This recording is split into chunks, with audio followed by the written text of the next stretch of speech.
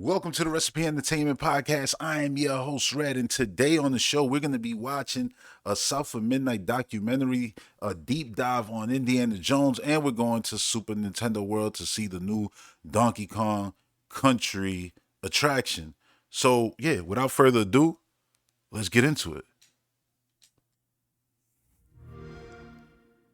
And yes, we are definitely starting with South of Midnight, just in case you were wondering. That's why it's in the key art for the podcast right here. It's about learning empathy for people who aren't like you. It's Wow. finding hidden strengths. It's so beautifully powerful, and I think that it just sort of leaps off the screen. There's so much Seriously, the art style is potential. insane to this game. The landscapes, they're almost like a character in and of itself. We made these concept songs. Seems like we got a lot of variety of locations. Not often you get that creative license. Her journey paralleled with my journey, and like many of our journeys. Did Mama know about this? She discovers the world is more than what she has. From what we already heard of, oh, that looks so good. Coming up against all of these. Who's he in the game? Large creatures. Interesting. We've already seen a guy next to her a couple times during mocap, Watching Hazel just but I don't remember seeing a guy ever in this game. Well, the dude playing the guitar, but he was like a giant. He was in her size, unless he could shrink. Weaving Hazel's Journey. Yeah, that's the name of the documentary.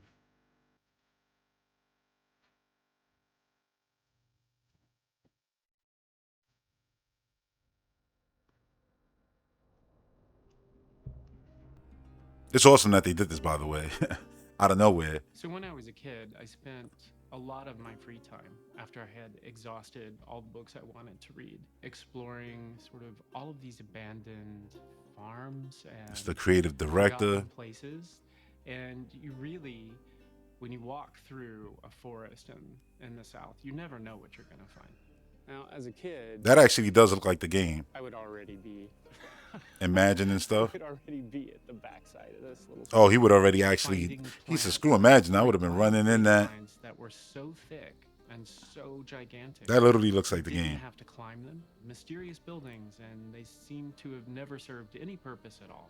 So you wonder, what was this for? Why is this here? Where did these people who built it go? What happened? It reminded me of Miyamoto walking around his backyard and then, Accumulation of mysteries conceptualizing Zelda.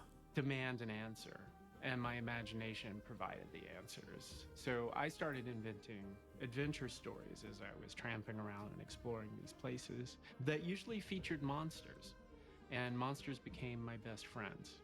Like, is that legit? Like, That is that book for the game, or was that really before the game? Yo, this discovery, fish, never knowing what you'll find, the detail this on sort that, of it's thing crazy. is what I wanted to create in a game. The genesis of I just want to Midnight run around was these worlds already. my desire to create a love letter to the South. I think you achieved it.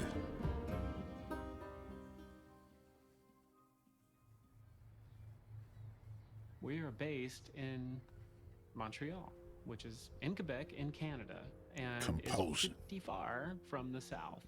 We were lucky to have some team members who grew up in the South. Oh, you see her right there in that actual key art outfit. But we had this monumental. Because we've never task seen her. She's of always been in the building regular, like, tank that top. was iconic, did feel authentically Southern, and it was with a bunch of creatures that no one in Montreal had ever heard of. I mean, there are lots of people in the South who haven't heard of some of these cryptids. We reached out to Donna Washington, who is a world-renowned storyteller, and she. Oh, they came definitely to gonna our capture, offices, and the she essence. told a story. Even more than what we've already seen, I The mean. entire company at the time, and it was captivating. It was mesmerizing. So I spent, I don't even remember what it was, 2 or 3 days, telling stories and taking questions and just sort of immersing the team in folklore. The stories that come out of the southern, gothic stories is kind of what you're dealing with in South of Midnight, are all stories about surviving in difficult times. They're about facing the things that scare you. They're about tricking the things that scare you. They're about laughing at the things that scare you. But what was interesting with that team was as they got into the stories and they sort of joined us, it became clear, it became more obvious to them what the stories were about. We liked the idea of not just the South, but this Southern Gothic slant towards the Deep South. The stories are usually set in a small town. They usually involve something supernatural, and they're usually... I'm like captivated by this soaked right in now. That's why I ain't atmosphere. saying much. There's a thing that I like to think about called like an imaginary nostalgia for a place. So the idea is that, you know, it's okay if players have not experienced like where these genres came from originally, but we're sort of reimagining them and celebrating them again to create like a really cohesive atmospheric world. And so for us, how I would have translated that to something visual is really leaning on the weight of the past. That's a big thing for Southern Gothic. Old decaying buildings, overgrowth, quiet places, old houses, places that tell a lot of old stories. And then there's this They captured supernatural that sort of perfectly in the magic game. element with ghosts and Oh, myths you see and the man in the legends. tree? A lot of creatures in these folklore, they sort of balance on the edge between the known and the unknown. Almost all of the creatures within South of Midnight are inspired by folk tales from the various regions of the South. That's It's great. not a folk tale. It's taken from an urban legend that's well on its way to becoming a folk tale. Something's out there, clearly, something anomalous. People become obsessed with learning about them. But to date, no one's really gathered any conclusive evidence or proof that they exist. They doing their homework for real. Really identified what they are. The creatures are all inspired by real folk tales. However, there's not a lot of That's the thing of visual nightmares right information there. on the exact look of these creatures, which gave us a lot of flexibility to interpret them. For me, getting the tone, mood, and getting Dude, their making sure concept they had artists this sort of are dark sick. elegance to them was really important. So while you'll see haints everywhere, every region has a distinctive creature, and they rule entirely. So each kingdom is structured so that you understand. Okay, so they're called how kingdoms did like in a Mario. creature become a monster. The sort of variety of creatures that we have. Dude, it looked like he was really in the sun right there. Like that. That was a sunny, sunny area. Wild embodiment of like nature, but also human anxiety is very interesting.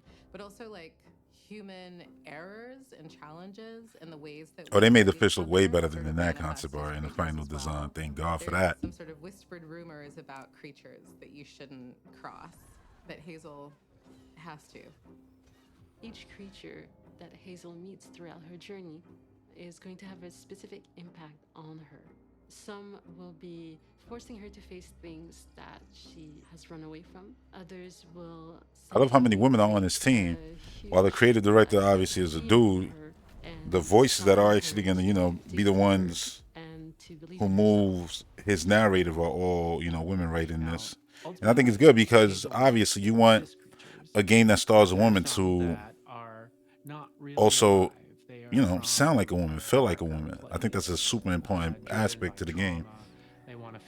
And I say that knowing very well that there's going to be a bunch of people hating on this game just because, you know, it stars a black woman, because it's a woman in the game. You know, there's a lot of loser gamers now who do that. And luckily, you're not in a place where that's a thing. Not around these parts. For South of Midnight. Magic is real. Monsters are real. The unexpected can happen at any time. But the farther you go from the town center or the urban center, the more magical the world becomes. And it becomes a driving force, because once you start to notice even minor details that are out of place or unusual, you want more. And that's the way we built Midnight. For someone who, you know, is a practitioner of a fundamental... So Midnight is the world? Hazel, your character, I think she likes it too. I love the way she could traverse the area. I think if you're making a game set in real locations, you have to go to those locations as much as possible to sort of pick up on the vibe of these places. And the sound, I think. In that spirit, because sound is such an important part of anything you make that's visual. If you make a game based somewhere and don't go there, you ain't going to capture the sound, the feel. I think it all plays a role in you bringing it to life proper. South of Midnight is set in a sort of twisted alternate version of the Deep South where we use different landscapes that are iconic to the Deep South. So we went to the Appalachians, we went to the swamps, we went to New Orleans, we went through the Delta, and South of Midnight has a bunch of archetypal locations from the Deep South. Hazel Flood, our main protagonist, she gets projected into this sort of folkloric version of the Deep South. We have the swamps, we have the Delta, we have... Wait, she gets projected? I was just about to say something like, it would be great if Compulsion went about this game like, the landscapes. I mean, not the game, the actual IP. In and of itself. Like, you know, Playground does with the Horizon series, the Forza Horizon series. And let's say they make a sequel to this game, they pick a whole nother location, I don't care where in the world, and then tell another story where it's like, yeah, it's the same love and care, same genre of game, you know, same stuff. It's going to be different kingdoms, different enemies, but it's a whole different, like they said, you know, the South is clearly a character in this game. So then you change up the character in each game. Now, if Hazel is being, you know, transported into these worlds, maybe like through a book or whatever the case, then she can continue to be the main, you know, star of the games. But if she's just like really from just a part of this game, the whole world and everything, just leave it at that. That's her game. That's the first game. Then make the next game with a whole new character, a whole new area, but it still be an actual sequel, you know. I think that would be cool because it also keeps the developer, you know, interested. Like they're never going to get bored or be like, yeah, you know what, I want to go somewhere else and do something else. Because no, if we get to build on the thing that we made, but get to build freely with a whole new, basically a whole new color palette, basically, because you're going to be painting a whole new picture of these whole different areas. Like, I think that'll keep people interested in this IP because it'll always change. Be familiar with in some way or another, but they might not realize they are. Look at this. Twist them and sort of celebrate them. And I feel like we don't feel the sun in the sunny areas. For wanting to see new worlds. Wow. So as we're going through each of these locations, we're going to be introduced to a new creature, a new Yo, person. the density of this, it's like, honestly, the only thing I can compare it to is like a 3D so that mood is then going to Ori, you know what I'm saying? Or even, what's the other game? how can we reflect that? No Rest for the Wicked, right? That's their current game in early access on PC. Well, Moon Studios, like it feels like a 3D environment Moon Studios game. That's the best way, and that's the best compliment you can give any game. Like their games are literally some of the best looking games ever made. The biome they're given really feels like that biome. So trust me, that's the biggest compliment I could give this game. Just look around and see what type of vegetation is there, what's on the ground, what materials, you know, are you. If you told me what would Ori and the Will of the Wisp sequel look like if it was in 3D, I would say South of Midnight. I wanted to try and ground That's exactly what it would look like. Game in the Deep South by establishing Audio director, here we very go. authentic soundscapes, and we did that by employing Andy Martin to go actually into the swamps of Louisiana. Capture the sound of the swamp. Over the course of 6 months, I believe. 6 months. That's how you capture do the it. Dedication. And we also worked with Thomas Rex Beverly to get sounds of the Kentucky mountains and Tennessee landscapes and soundscapes. Hellblade did a lot of things like that too, and you felt it in that game when you played it. Where'd they go? Here, sheath. Because this game is so very specific. Oh nah, he's not acting with her. He's Hazel being an athlete. I guess a director. Track star. I wanted the intricacies of those things. Performance and voice director. There you go. Hazel, and it's the type. I was about to say, yo, who's this character always with her, yo? Let me find out. They're gonna be like, yo, we got a secret co-op mode. Her brother comes for the journey. I'm ready to go. Cool, let's rock. Both Adrian and Nona, who play Hazel, have strong ties to the Southeast. Cool, so this first line, we're just gonna do 3 in a row, and this is you walking up to Bo's house. Had to grow up too fast. Not that it's important, but she beautiful, right? A picture of Hazel. I was like, oh my gosh, that could really be me.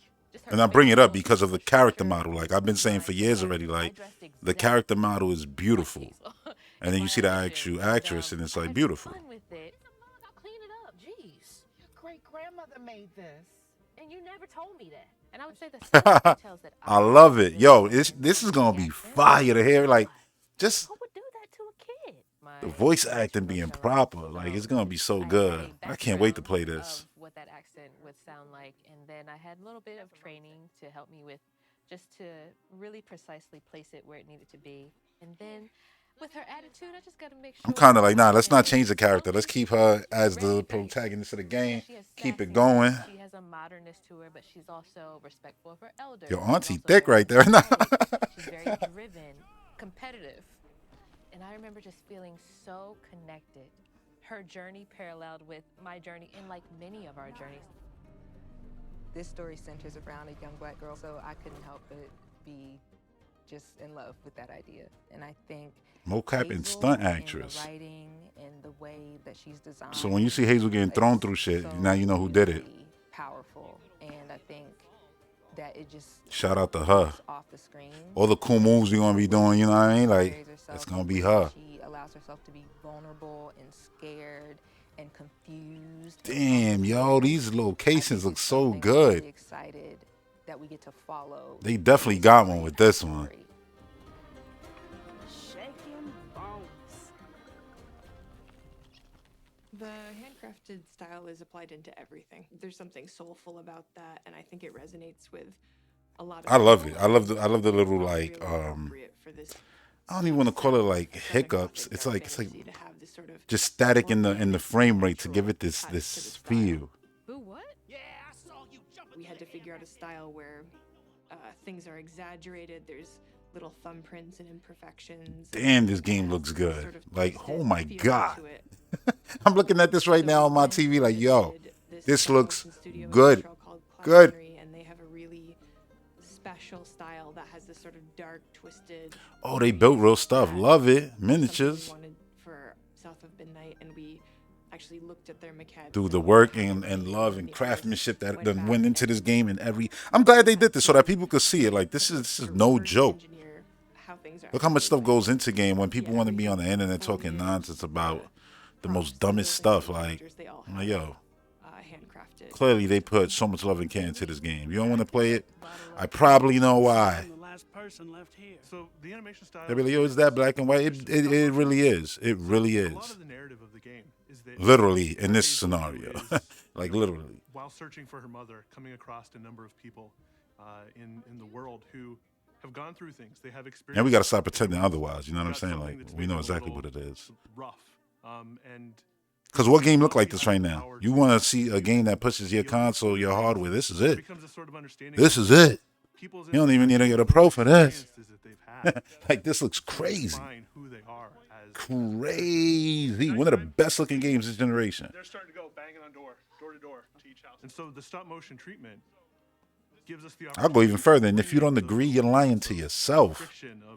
What game look better than this that you could play right now? In the animation, you feel it in the motion, you feel it in performances, and that matches That caliber the of relationships you have with characters. all of it. Just the animations, the voice acting, the locations, the gameplay looks great.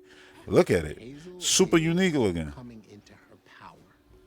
She's a young woman who, through this adventure, I feel like I've seen them before and I don't know where. true nature in herself as a leader. She finds her magical powers. She's awakened. Like her to powers, the everything. world Like of I love possibilities everything she did about not this, the know way it looks. existed. So the main character that you control, Hazel, is a weaver. She's inseparable from She a weaver, her like abilities. Sigourney. So you know All she of gonna them get are busy. calculated to Oh, make she you got the more little Daredevil continuously aware of rope. how the weaver sees the world. I'm dead serious how too. That's the literally what people Daredevil from be the using. world to traverse in extreme ways that normal humans simply can't do.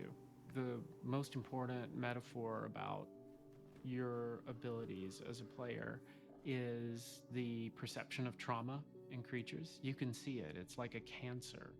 So the ability to weave is you can take these big masses of dark energy and release it from each other, release it so the good can get in, so the good can thrive. That's what I love about Hazel Flood is the things that she's doing are all a part of healing. And cleansing the world. It's inspired by textiles. It's kind of like the gunk. crochet, The gunk was embroidery, amazing and too, of that game. course, But take you know, that you was like cleaning this, stuff and which is ridding the traditionally world of all considered gunk, feminine art, basically. and make it this powerful, beautiful magic. But I mean, that's not really And I nothing new to wanted it to game. really And feel like Xenoblade this is how she X, does you kind of magic. doing She that, really right? Like feels cleansing the world and these gotta be tangible doing all kinds of strands. stuff. And the look of them was very much inspired by lace. Lace is very Southern Gothic. It's this like supernatural, living, sort of sentient. But it's cool though. It's super magical looking.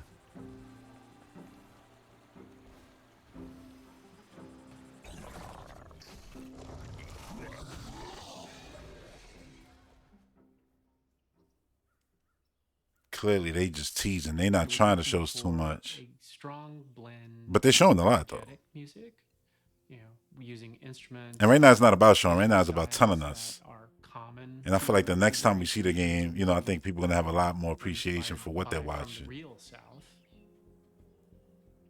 I remember David coming back from a trip to the south, and he had this epiphany. He told me that he wanted the action to equal musicality, and I was very intrigued with this creative direction. You know, I was like, okay, how do we do that? Does he mean like Wind Waker and when you would swing the sword, it would kind of make music, and then the hits would make music? Because I always liked that about, you know, when Zelda started doing that. Music specialist. Paris, France. We wanted the music to be very much involved into Okay, the world composer. itself and illustrate the world as much as capturing what the player is doing. So you know it's probably gonna have fully orchestrated music. But the more we're talking, the more I understood why they reached out. They didn't ask me to. Or maybe not. No, I don't know. We'll see. Perfect blues. Do a perfect, you know, like bluegrass music. Do a perfect country music. It was quite the opposite. It was more like. If I don't see an orchestra, I'm gonna just say they're not using the orchestra. I think if they were, they would have showed that. They would have captured some of that. There was something from the South, which is songwriting. And so we, as compulsion, our writing team, and David, supplied. Are we about to have some acoustic tunes? Molly, woman in white, she'll snatch you up if you go out at when night. you can hear the studio. I would have never guessed that voice would have came out of him though. Like, I think that somebody with such a backstory in his voice should be older. It's something that's sort of. oh, he sounds way different. I always said I'm kind of a, 25-year-old man in a 60-year-old body. It was important. Yo. It feel real.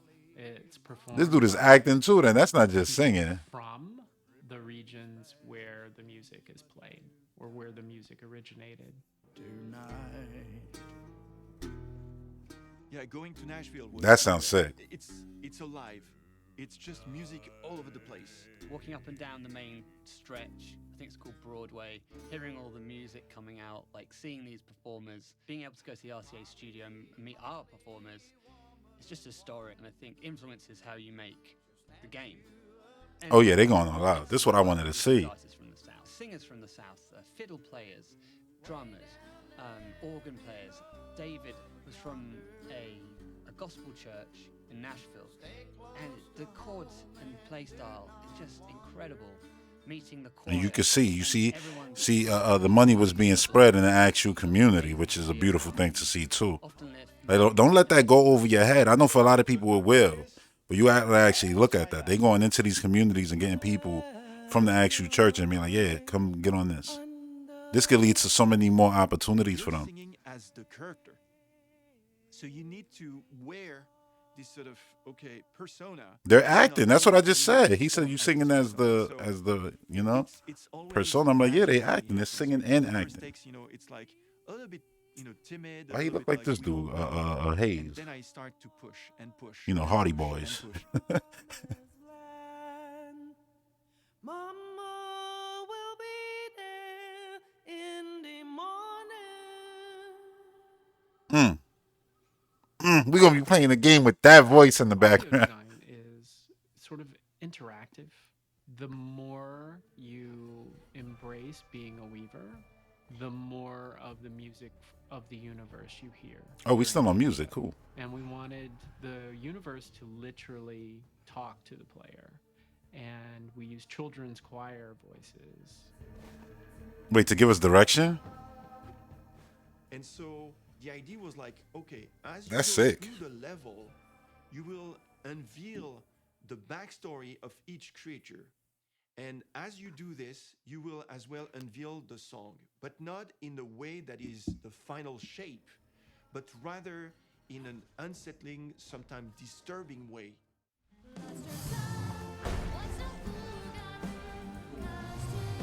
Yo. It's cool to see the boss fight because, you know, they tease that. You know, crocodile, alligator, whatever the hell it is. Out of the scope of, let's say, guitars, banjo, all of this. This is like massive, and it can take over, you know, yourself. So we were like, we need something that is completely different and something that is impressive. And that's why we picked up an orchestra. Orchestra, that's what I'm talking about. They in London. Where we going? We going to Abbey Road Studio now. That's the studio I always remember because, you know, that is where they going. That's crazy. That's crazy. I just said it joking because that's where Lord of the Rings, they do a lot of the music when they go to London. So I just assumed. Microsoft said, yeah, dog, we gonna break the bank open for this. That's a big deal to me. Like, that's a big deal. The process of us recording with everyone together is fairly rare. In fact, very You hear that? Do you hear that? It puts a little bit more onus on Oh boy. and making sure that the balance, Good luck 2025. This is gonna be one of the ones. That was why we thought that was so interesting. Like the orchestral textures. Dude, they done made iconic music in this room. And the fact that this game got music coming, I literally said that joking. The out of place, the orchestral textures, and replace. Yo, I like the way that sounds. And with ground instrumentation and the ambience that returned. I mean, Bond music. The list goes on, dude. Oh, and they're gonna have dance in it. He's putting me down. I guess he has me at the waist. She's like, she's like this. So she just exaggerated more. Let's do one more. Yes. Hey. Knees up. I'm gonna be real. They shouldn't even show it in the game. They should let us be surprised by this because this looks awesome. Like, when does this happen? Where? Oh, she's trapped. Thank God. Oh, yo, he working out. That a character like Hazel in a game like this hasn't really been done before, you know, and it hasn't been done in a way that really brings to light what it is like to be a young Black woman in this time period with these challenges and the complexities that. And that's why I'm excited to play it. Like, it's unique. 1-of-1, basically. With a strong Black female lead. None? I don't recall that many. That in itself shows how important this is. I think it's really cool that a little Black girl could cosplay Hazel with the hair that's growing out of her head. It's nice to see yourself reflected in a piece of media. Straight up. In a way that feels stereotypical or inauthentic. Like Hazel, we can be weavers, we can be fairies, we can be magic users. We can do a lot more than just, I think, what people assign to the South. We hope that one day you'll be able to play a character like that. But it's really important that Hazel's story is relatable to a lot of different people. Like, I think you don't have Bro, this is gonna be on Game Pass. Nobody got no excuse to, you know, boot this game up and try it. You know, she's battle ready, but then she's also, you know. Cause you know for a fact, if it starred a white dude, everybody would have been going Google Gaga over this. And that's just the truth. Whether these people. It's like people want to play the same shit over and over and over again, and anything now that's different now, they want to claim all kinds of dumb shit. Like, it's so annoying. And I ain't even want to bring light to that, but it's just like, you know, it's part of the whole thing. It's sad, honestly. And they got nothing to do with nothing. They got nothing to do with, oh, like Assassin's Creed. The character, it ain't got nothing to do with other than the fact that people just don't want to see Black people lead anything. You know what I'm saying? They don't want to see like nobody who don't look just like them and like taking over everything. They got all media is theirs basically. Any little bit that we get, it's a negative. It's a problem. You know what I'm saying? So it's like, that's why I'm saying it, because it's like, listen, I'm not going to sit there shut. Like, you going to talk about, oh, yeah, I don't want to play this. This is woke nonsense first. You don't even know how to use the word woke. It ain't like that. You could try to take slang, but you ain't from this shit. So when you take it, you sound stupid in the first place. And all it says when you use the term woke to me is like, you racist. That's it. That's all it is. Oh, the game woke. You racist. That's it. This was a totally new environment. Oh, no, it ain't that. It's because. I don't want to hear you because. It's always bullshit. Seeing a lot of characters and locations they're not familiar with. I think it is unique and different. In the end, I'm even surprised by the final music. I think everybody will be surprised. That's why it's a very big pleasure and a privilege to work on a production like this, because art prevails. I think that it's important to show. The game looks like these locations, just way more dense and obviously magical. Like, they captured it perfectly. With the whole world. The work they did here should not go overlooked. And it'll probably be, the best looking game of next year. Like, it's crazy. And there's beautiful games everywhere. You know what I'm saying? Like, a lot of them that's coming up. Stuff like the 33, the RPG, that game. There's a lot. You know what I'm saying? A lot coming up. Then, obviously, new Nintendo hardware, which is going to bring better power, which means better looking Nintendo games. It's going to be awesome. Here we are. We on Indiana Jones. I loved everything about Saga for Midnight. I'm not gonna apologize for going on my rants. I just want to say, those rants, it's hard not to have them when, those ignorant ass voices are so loud and try to suck up the air of anything that's not what they deemed appropriate. So yeah, fuck them. That right there. that right there. Yo, let's go, Dr. Jones. The mocap is incredible already. The lighting is beautiful. You should start running.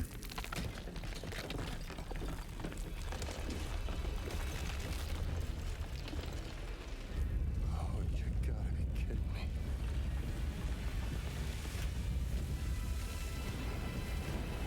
All right, exit. There's gotta be an exit.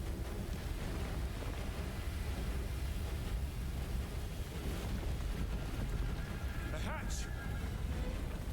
The hatch. It's like quicksand.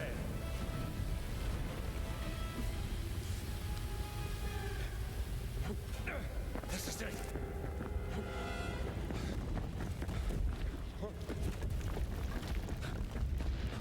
It's awesome because us gamers, like, this is gonna, even though it's Indiana Jones and it came first, it just reminds you of a first person, Tomb Raider game. I'm Pete Ward, audio director at Machine Games.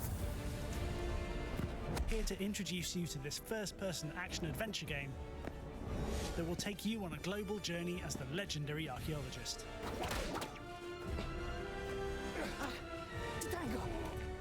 Thanks, pal. Explore the forgotten marvels of the world. I saw that coming a mile away. To embark on a classic indie story: the fedora, the whip,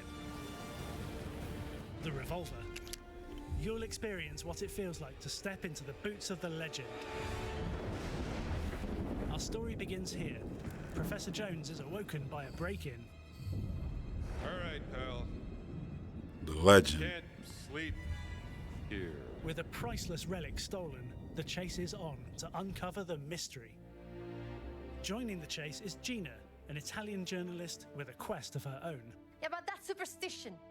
And I don't believe in superstition. Neither do I. But if Voss thinks those stone relics can help the Reich, then we have to find them before he does. No, you have to find them. I have to find my sister. So they got different missions. Rival, archaeologist Emmerich Voss, who is plundering sites around the globe, searching for a set of mysterious artifacts. But as Indy digs deeper, he soon discovers the theft is only a small part of a grander global conspiracy. Yo, they look so good, the characters, like the eyes. Die Relikte sind gefährlich.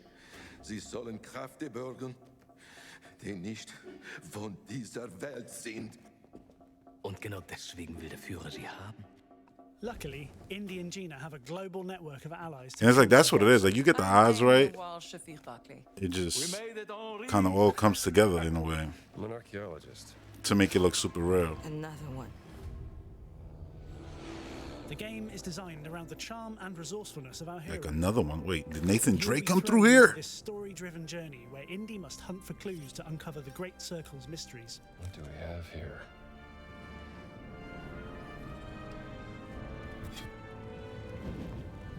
This race for answers will take you to ancient crypts. What's cool is that it's in first person, but obviously, like, you have a full body there. It's not like, oh yeah, click this thing and it just opens, you know? Like, no, you're grabbing, pulling, you're seeing the character. You're sliding down stuff, you see his legs in the way. Which makes it feel like, you know, really, like, high quality first person. It's like a temple. Maybe a rite of passage for Khmer warriors. When you venture into the unknown, we want exploration to feel truly rewarding. Let me see here. We carefully crafted each environment to encourage players to uncover clues, Left this here.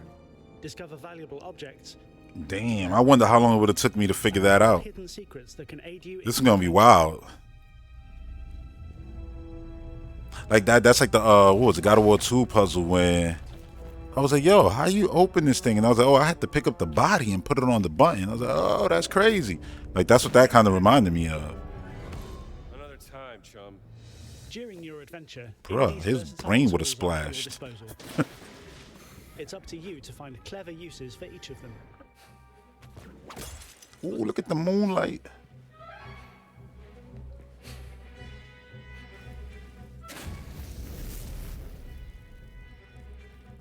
That includes Indy's camera. Snap photos to reveal historical insights and important clues. Or, if you feel the need, use it to receive puzzle hints. Need to direct the light to the metal. Oh wow, okay, so there's The journal is your multiple complete use guide. for your camera. I think having Starts as a a blank help slate, button basically in your becomes a camera is detailed cool. archive of your journey with maps, photos, and letters. It's a reminder of where you've been, and for the sharp observer, a hint about where to head next. Because I mean, you take a picture of something and it helps you. Like that's Travels will smart. inevitably take you into restricted areas. That's where Oh, gotta go disguises come in. undercover. I hope they fit. Character models are crazy. Locations look crazy. Look at the textures. Remember, they scanned all the stuff, so everything looks super real. So a shirt, it's a shirt. His hat, it's his actual hat. His jacket, they scanned the actual jacket from the movie. So when what you're looking at, the reason why it feels so authentic is because everything is authentic. The textures they're using aren't just throwaway textures. They're like literally super high quality photo textures. I'm gonna bust him over the head. Oh, gave him a drink. I'm like, you gonna bust him over the head? It's 4 dudes there, probably a bunch outside. Yep.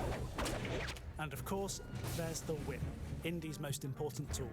It's a Come here. Oh no, tripped and a him. crucial tool for traversing lost ruins. Come on, you can do this. Okay, that just looked wonderful. Just a bit further.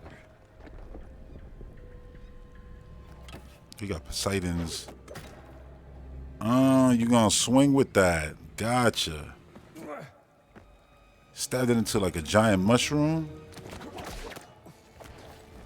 Yep. It's good. There. The water's flowing now. Indy's greatest tool. I hope he just said that to somebody. Just Like, I hope the Indy, girl is around there use yours to somewhere. navigate Because if he roads, just said tools, that, and activate they're traps. good. The water's flowing now. Like, Traps. why would you say it like that? Like if you're talking to Clues from the somebody, journey, and that just makes traversal, Indiana Jones sound and crazy. decryption Are just a few of the things you'll need Like, to yo, figure out the solution. like you good? Every puzzle is designed to fit seamlessly. I would have rather him say something like, They range from I small got it. challenges, That's finding it. That's all you have to forbidden say. secrets, to epic obstacles leading to greater mysteries. Longinus, the soldier who pierced the side of Jesus with a holy lance. See, that talking is good.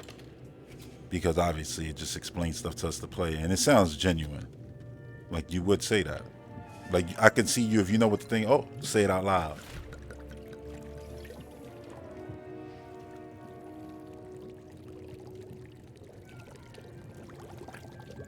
Three?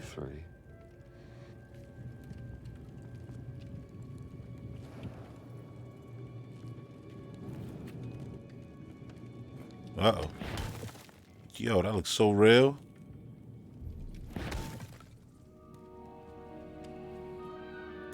3.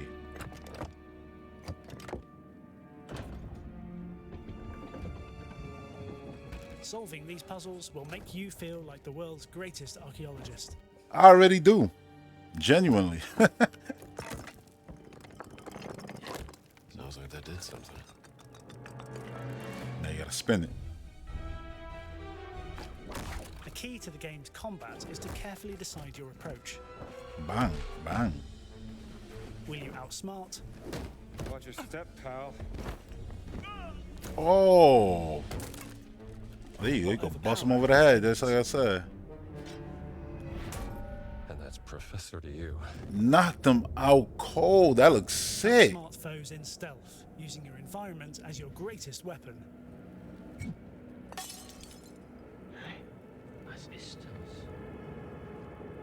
Pick up a nearby object to distract, Bruh. stun, or subdue enemies. This is a one-hitter quitter.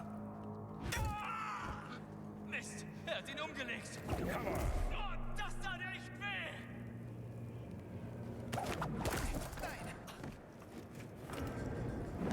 In a brawl, you need to hold your own with powerful combos, blocks, and defensive parrying.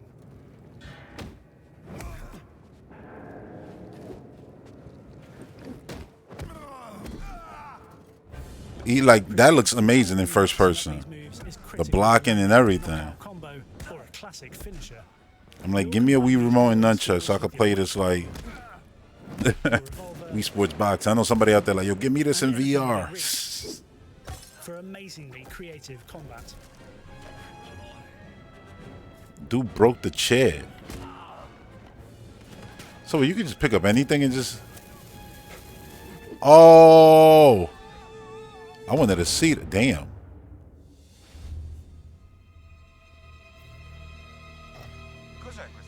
Oh no. To avoid sounding an alarm, you can carry incapacitated enemies into the shadows, out of sight from patrolling guards. All right, fella. Where should I hide you?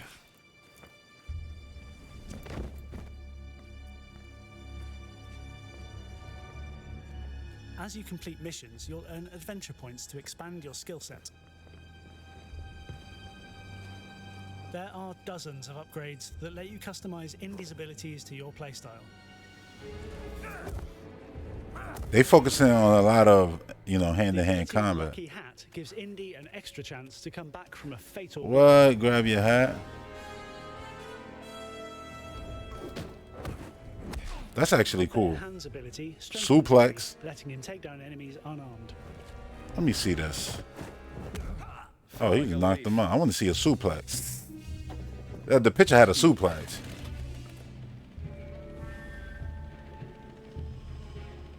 Open areas give you the freedom to find your own adventures. What? So there are open areas. This looks like wow. Oh, we just said wow at the same time. What is going on with the universe today? And uncover new missions, mysteries, and secrets.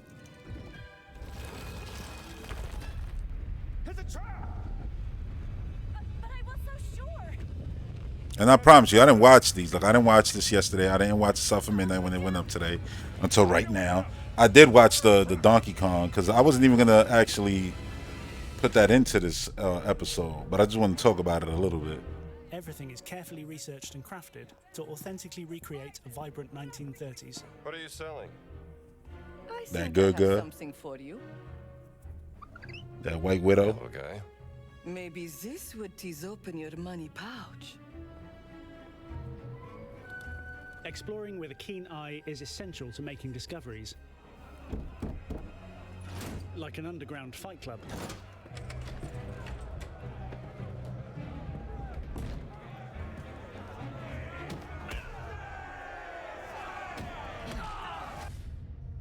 While the vividly recreated lighting and everything is so good. Have a clear goal driving the story forward.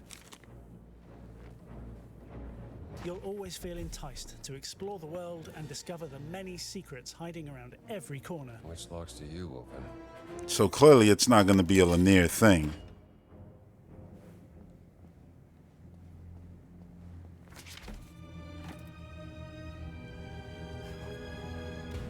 This place gives me the heebie-jeebies. Jeez. Gina. Scared of snakes? Not a chance. We can't wait to bring you along for this Take it season off. we've poured our hearts into. For you to experience the wonderful places, meet our charming cast of characters, and discover the secrets of the Great Circle.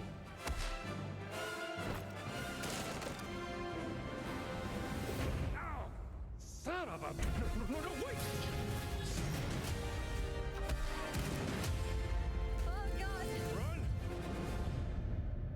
December 9th.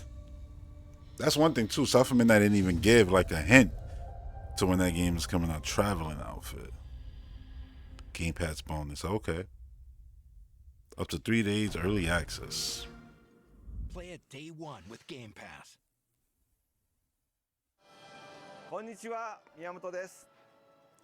So yeah, here we are now. But before we get into this, like, you know, start focusing on this, that Indiana Jones, I mean, I have nothing negative to say about that. That looks great. It looks super, you know, creative and fun. A lot of puzzles. It's not just a straight line. They got open areas. You feel like Indiana Jones. Good, you know, hand-to-hand combat. Obviously, you know, machine games when it comes to the gunplay. I ain't worried about that. And yeah, like just how you could take on different scenarios with the missions, like stealth, you know, gun blazing, pick up different items and things like that, go undercover with different outfits. That's awesome. So yeah, real quick, I wanted to talk about this because, you know, this was uploaded yesterday out of nowhere. I think it had like a one day, you know, heads up. Not even a few hours heads up. But I just wanted to bring this up real quick because I've said this before, and when it came to, you know, Super Nintendo World, I thought, yeah, everything about it looked boring to me. Nothing about it looked appealing. And I'm literally, you know, the guy who grew up on these IPs, the guy who still loves these IPs to death today. Nothing's changed with that. But I feel like Donkey Kong, you know, this country, it's more of the same too, because I don't see, like I look at a theme park or whatever the case may be, and maybe to Nintendo this isn't just a theme park, but I don't know. Look, I just look at it like rides. Families going there to play and have fun, and when I look, I don't see, what are you playing with here? What are you having fun with here? I see a lot of things where you'll stand around and look and ooh and ah, and once you looked once and oohed once and went ah once, that's it. You may as well just leave because there ain't nothing left here. Like they showed like a little bit of a like roller coaster or something like that, and I'm gonna be honest, I just was like, yeah, I'm not impressed like with this. It's the same thing with like the Mario Kart ride. I'm like, I don't feel like this is enough. You know what I'm saying? Like at all. But hey, maybe to somebody it is, but to me, I look at this and I'm just like, this doesn't look fun. I got more joy from the Nintendo Museum, to be genuinely honest, seeing the giant, you know, Wii Remotes, 64 controllers, and just seeing, you know, just the history of Nintendo laid out like that. It's just far more interesting because that's what this basically seems like to me. Like I look at this and I'm like, this doesn't look fun, doesn't look appealing, don't want to do it, don't care. Like I'm genuinely being honest, like I don't see even the appeal to this place for families. Like, yeah, after that one time, what are they gonna do after this? Like, I look at the gift shop, see the stuff that they sell there. I didn't even like the Donkey Kong models they had. I'm like, why does it all look so ancient? Like, we've had mad updates on this character since, even the movie, and we still stuck with like these goofy looking plushes of Donkey Kong. I would have expected better. And look, some of y'all might think like, yo, damn, you going too hard on this. It's like, nah, I'm genuinely not. I look at it like this is an attraction. They spend millions of dollars. And it's like, this is the best y'all could come up with. Like, go on your phone and use, you know, QR codes, basically. Glorify QR codes with this watch. And then walk around and collect these cards. And then, like, come on, man. Come on, I'm not even trying to be harsh. Like, I just look at it like, you should have had Mario Kart, actual kart, like a place where you can go kart around. Mario Kart bumping cars, which you could call it battle mode, right? That already is a million times better than everything at these two different IP locations right here, Mario and Donkey Kong. Like anything, you could have had like a section that was like, even if it was like a childlike, you know, rock climbing section, obviously with all the precaution necessary to do stuff like that.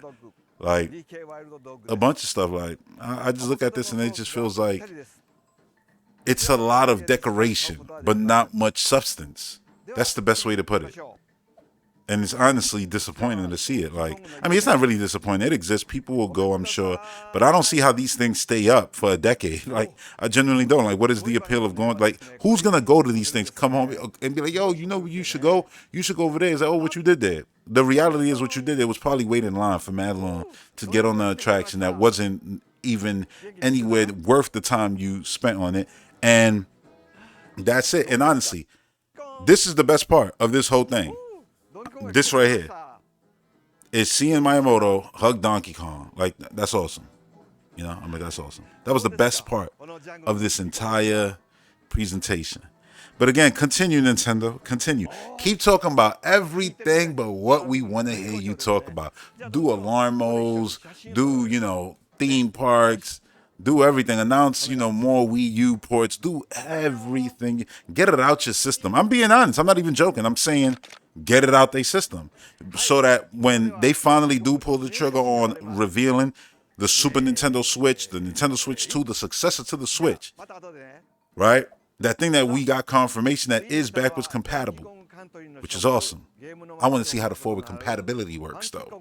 You know, how the games look when they play on the new thing. Yeah, look at these ugly. Oh my god. Oh my god. Ugh. I was like, oh my. Ugh. But anyway, yeah, get it all out your system so that when you get to that new hardware, that's all we talk about. Because when you talk about it, I don't want to see another tweet ever again about a Switch game. Don't care. Like Xeno, if let's say Xenoblade was coming out after, yeah, don't tweet about it. That's it. It's just gonna come out into the Switch's, you know, ecosystem. We ain't gonna do no ad, no hype, and no nothing. Why? Because it ain't for the next console, and that's what we talking about right now. The next Mario game, Metroid Prime, the new, like that's what I want. Like, yeah, get it all out your system, and that's what part of me is like. If Xenoblade is like the furthest out game for, you know, Nintendo, which I don't think it is for Nintendo Switch. I think there'll be more. You know, I'm like, yeah, just do it after that thing. Get it out yourself. You're gonna be promoting that and everything, because honestly, once the new hardware is revealed, I don't want to hear anything about the old Switch at all. At all, other than how the old stuff carries over to the new thing. After that, yeah, don't even bring it up again. It's done. Now we're on to the new thing. So I'm cool with, you know, them taking the rest of this year and just doing this, revealing everything, you know, showing off little artwork. Oh, yeah, cool. Like, I see this and I look at it, I'm like, oh, cool, Donkey Kong. You see the hammer right there. They don't got Jumpman there. I see the two little Pikmin there. I understand. You know, I'm a Nintendo fan. I get it, but I still find this whole place, like this whole thing, it just seems super boring. Not appealing at all. To me. But I'm also not, you know, a huge fan of theme parks like that anyway. But this just is like I see the theme, but I don't see the park. That's the best way to put it. The park is supposed to, you know, a place you go to play and have fun. Where is that? Where is that? Like, this is cute, this is cool, but this is something that you walk by or you see on your way, you know, to get to an attraction, something that's, you know, real. Like, there should be so many different things. Like, look, there's theme parks all over the world. You know, there's a bunch of rides. You could have just took those and flipped those to your IP. But whatever. Like, if you had one of those, you know, all the theme parks got the joint where everybody sits in a circle and then it starts spinning around. You know what I'm saying? You got the open one, then you got like the one from, I guess, like Stranger Things, where you go into the machine and you're in there and lay up against the wall. You could have did that and be like, yeah, you know, Dixie Kong's twirling, you know, whatever. And it's like, yeah, because, you know, she got her hair and it twirls around and that's it. Oh, speaking of Dixie Kong, she was right there. Like, and I think that would have been mad cool, but it feels like this is the one big main attraction. And that means that's what everybody's going to be online for. So the line to get on this is probably going to take forever. And then after that, what you going to do? Go to an expensive gift shop? Go and eat their mediocre food? Like, that's what you're going to do? I'm just being genuinely honest here. I don't want to sit here and you know, talk about this like, ooh, look how great it is, because I genuinely don't think that. I think this looks whack. That's my take on this. It just looks like, let me not say it looks whack, because it looks pretty, it looks beautiful, but the content within, yeah, it's whack. Like, it just looks whack. Like, oh, hit these congas because of Donkey Konga. You mean that thing that most people didn't care about? Like, where's the tropical freeze in this? Like, I see it, yeah. Oh, look at the world, you know. You can see it. I'm like, yeah, I see it. But I mean, in the actual, you know, playing the fun, the part aspect of this. Anything. You could have had literally like Donkey Kong Rolls. Have a bowling alley in there. You know? And I don't even like bowling, but have a bowling alley in there and have the bowling balls all themed after all the Donkey Kong characters and just, I don't know, anything. They ain't gonna have a bowling alley in there because they probably don't want people sitting around. They want people to walk through the park, spend money, and then get out. And then when they get out, they're gonna be wondering, wait, what did I just do in there that was so great? Yeah, nothing. Like, that's just the way I feel. And that's it. That's my take on this. You know, I don't really got much more to add, you know, to anything concerning this theme park. But yeah, I enjoyed seeing these games. They looked awesome. You know, I saw Spyro just hit Game Pass, actually. You know, matter of fact, let me see something. It should be there.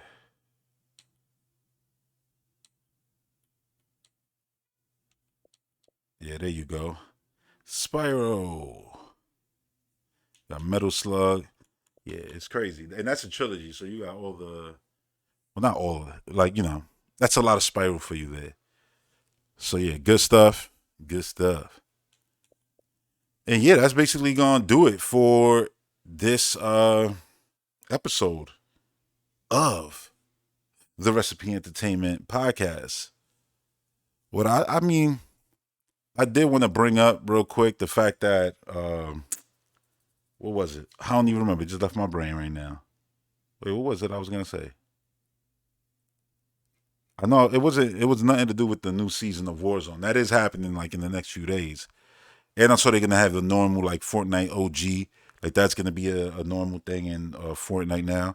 Like a separate mode. I guess like you got, you know, zero build and you got build. There's gonna be an OG mode. I probably will never play that because honestly I like the new stuff that they do way better than what they got going on right now and all of that. But yeah. What was the other thing that I wanted to mention? I don't even remember right now. But yeah, those was few of the. Oh yeah, now I remember. Now I remember the D23, right? Real quick, because I just wanted to mention this because this don't got nothing to do with gaming. This has to do with, you know, a movie and television and all that. The opening on December 11th, 2024. Yeah. And with the opening of the new area, the highlights for me was honestly the main highlight was that while yeah Blade ain't happening right now, Blade is gonna pop up in something.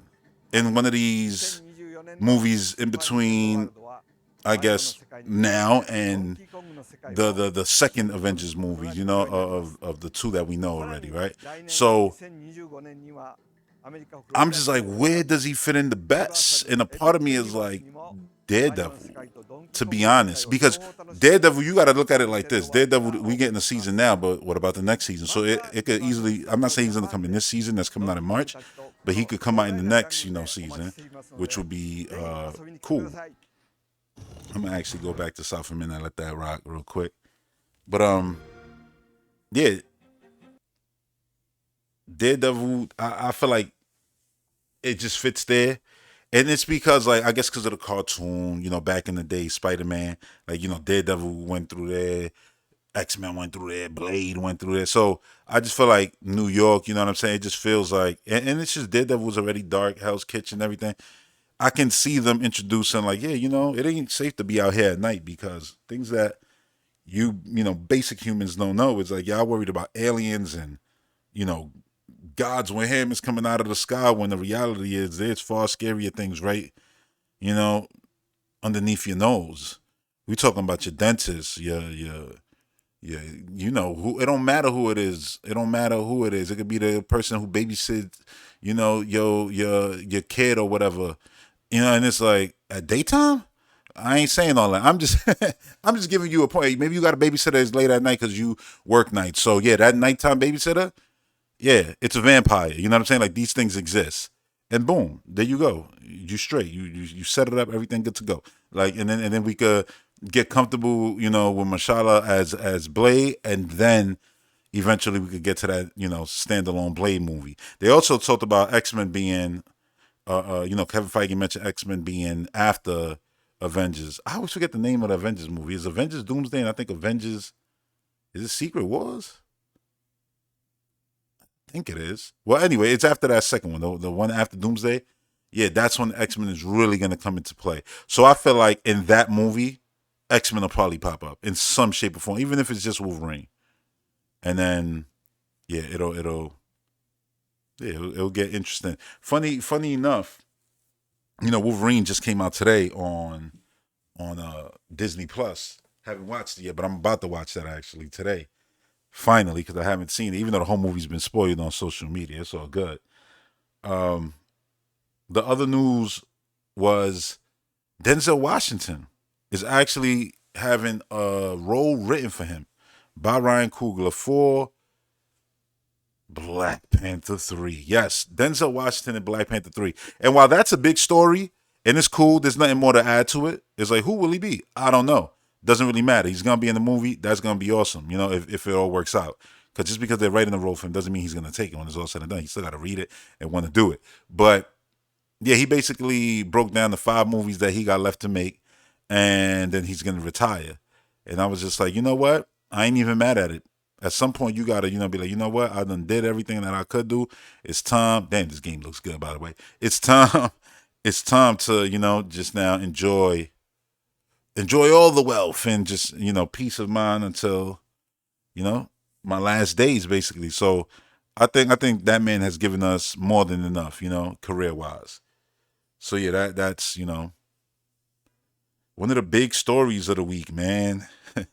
It's crazy. It's crazy to like already be here where we're like, damn, those 5 movies, it can maybe be honestly 2 more years, 3 more years, depending on the speed of, how he makes those movies. Because the Hannibal one, I think like, yeah, that's gonna be about the war general, whatever. So that one's gonna, sets and everything. That's gonna take a minute. I think all of them are actually. I think even though it's like 5 movies, I think 5 more years. Because you got to consider him making the movie and then them planning and plotting the rollout to the movie. It usually takes a year to do that alone. So we'll probably have Denzel for what will feel like a decade or something like that before he finally retires. Or you never know. Maybe he'll retire but be like, yeah, I'm going to still do that Black Panther role that I got because it's a good role to do. You never know. Maybe he'll be playing Black Panther. Maybe we'll go back in time and he'll play the same, Black Panther that Carrie Payton is playing in the brand new game. But yeah, who knows what they're gonna do? There's a lot that they could do with Black Panther, right? You got his son in play. Like, will he grow up to be king in the future? Movie. Obviously, you got the current Black Panther. There's a lot going on. Ironheart, the show, that's gonna come out. That'll probably touch on some Wakanda stuff, right? So, yeah. Marvel still doing what they doing. They dropped a trailer to Thunderbolts, and I love what they did because it's funny. When Aquaman the original was coming out, I was like, they need to do something for people to care about this movie. And what was smart, I don't know who decision it was. That scene, that one scene that they put in front of the movie where it was Aquaman and Mera, they were all running through the beautiful location with the Black Manta chasing them and all of that. And her using the bottles and showing her abilities. Well, yeah, they showed all of that, basically like a trailer. I think that helped sell that movie. Well, what they did here with Thunderbolts, they gave basically a whole scene of them in the car driving away, and then the Winter Soldier comes, and they thinking they being saved, but nah, he's actually just coming to wreck everything. And funny, because right now I'm actually watching The Winter Soldier. That's what I'm up to right now on my watch of the MCU. And Winter Soldier was always one of the best movies, and watching it again, I still stand by that. Like I literally got up to the part, because I told you I'm watching it like I'm going through the MCU like if it's a show, just watching all the little in between, the little one-shot deals that they do in between. The way they got it set up on Disney Plus is cool. So I'm going through all of that. Like I saw the whole Agent Carter thing that happened after Thor the Dark World.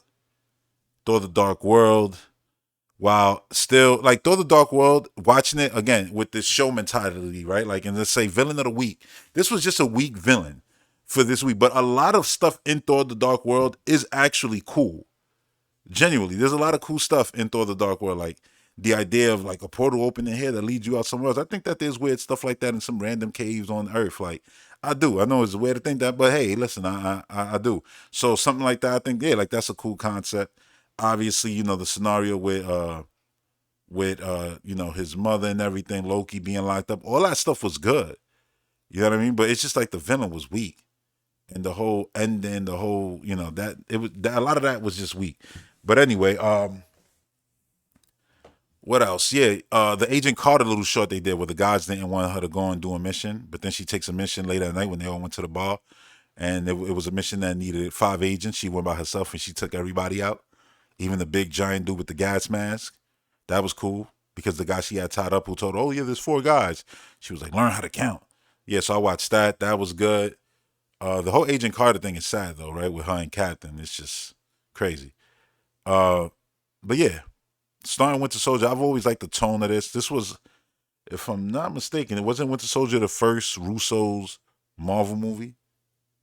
I think it is. That's why it kind of has like a Citadel vibe to it and everything, a Born Identity vibe.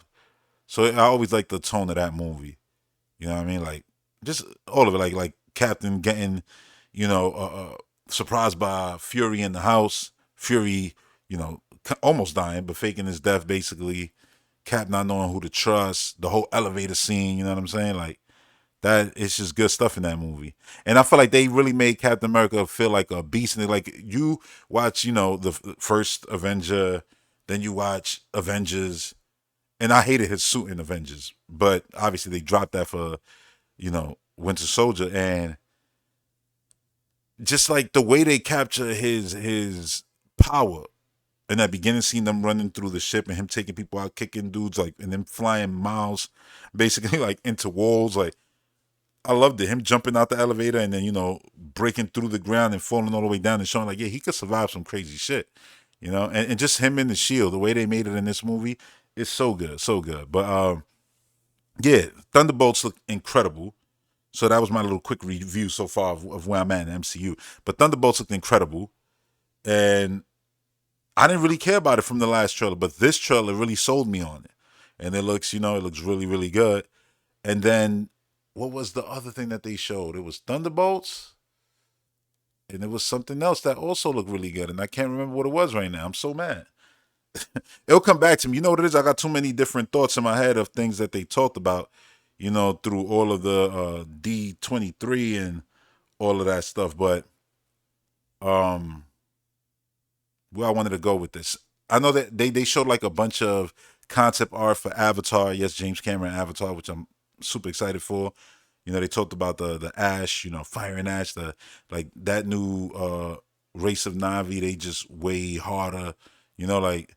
So I just feel like, yeah, this is gonna be the gangster Navis, the one like, yeah, they probably still in tune with AOR and all the world and all of that, but at the same time, they ain't ones to just not wreck shit. But then I'm like, damn, yo, where were y'all during the first movie? But it's gonna be interesting to see what they do with that. They show some concept art, like some jellyfish flying, ships that they use. So that looked awesome. And then they showed a little teaser of Alien Earth. Yes, that's the official name of the FX Alien show that I've been talking about on here for a while. Alien Earth is the official name, and it looks alien. The show's gonna take place 20 years before the original events of Alien, so yeah, I'm like, ship crash lands on the planet, whatever. I said, look, I don't know what the story's gonna be, but that could be anything. You could say, oh yeah, David dropped that in there, you know what I'm saying, on purpose, and you could go with the Covenant story after that, like, you know what I mean, like play with that. There's a lot, but I don't really care. I'm just like, listen, I just want it to be a good alien show, alien series that's great. Like we've had a lot of good alien stuff. We got good Predator right now. We on good graces with everything. We don't need nothing to come and like be mediocre right now. We got awesome Prey. We got awesome Romulus. What comes after these things, I want them to be great. And what's coming after Romulus is, well, we know we got 2 Predator movies coming next year after Prey, but we haven't seen anything. And I'm not worried about those because of the director. But Alien Earth is more of a, yeah, we gotta wait and see. But from what we did see in this teaser, yeah, it looks beautiful.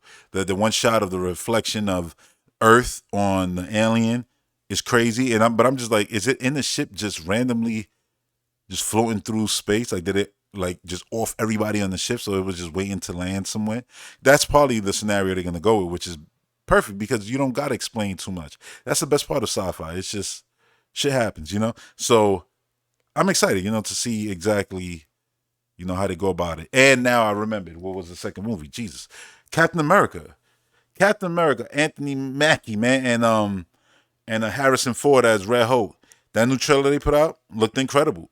Honestly, it's like Winter Soldier vibes. It's like it feels like that more. I don't even want to say grounded. I just like the tone of the MCU when it's like that. You know, like Winter Soldier, like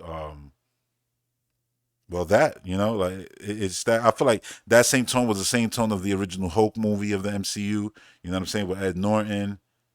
I just like it. So I really like the way that movie looks. I think, you know, what they're doing with Falcon, you know, him as Captain America is cool, but I still got to watch the show before I watch that movie because I didn't watch the show. And I love that the Celestials in the background, you know, the hand in the water when he's flying around and all that. I'm glad that they brought that in because I loved Eternals and I loved what they did with the whole Celestial living in Earth and then them shutting that down. I was like, yo, I wanted to see that pop up in the background of a movie, and bam, it's popping up, you know? So that's awesome. Um, yeah, they showed who purchased, you know, the Avengers Tower, the Stark Tower, and all that. Like, that's cool. I'm excited. Like, I think the MCU, the movies that they got lined up right now, are actually, you know, finally movies that people are gonna, you know, overall care about. Because I just think like the Marvels and things like that, people just wasn't into that like that in the first place. Those felt more like they could have been like Disney, like a Disney straight, you know, movie to Disney Plus. And that's not a negative. I'm not saying it like a negative. I'm just saying like, oh yeah, you know, it's a movie that's coming out on Disney Plus. That's it. We're not gonna put this one in there just because it doesn't warrant that. You know, like it's not that big of a thing. And that's okay too. Cause I love what they do with the shows. I love what they do with the, you know, with the movies and stuff like that. It's just there's different levels. Remember you used to have like straight to TV movies? And I know a lot of times it'll be corny, but sometimes you got some real gems, you know? So, yeah, I could see something like that. Wasn't it the original straight like to TV movie back in the day? So, it's not unheard of, man. It's not unheard of. But anyway, yeah, man, that's going to do it for this episode. I hope y'all enjoyed it. And if you did, you know, hit that subscribe button, become a patron, do the things, you know? And I'll see y'all on the next one. Peace.